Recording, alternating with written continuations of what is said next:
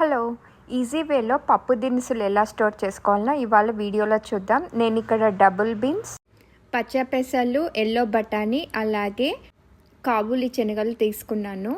నేను రైస్ కప్తో ఒక 2 కప్స్ అలా తీసుకొని అన్నీ నీట్గా వాష్ చేసి ఒక రాత్రంతా నానబెట్టి ఉంచాను. నెక్స్ట్ డే తెల్లారికల్లా ఇవన్నీ బాగా నానిపోయి ఉన్నాయి. నేను ఇందులో వాటర్ పక్కకు తీసి చెట్లకు పోయడానికి ఎరువులా ఉపయోగిస్తాను. వీటి వలన చెట్లు బాగా పెరుగుతాయి.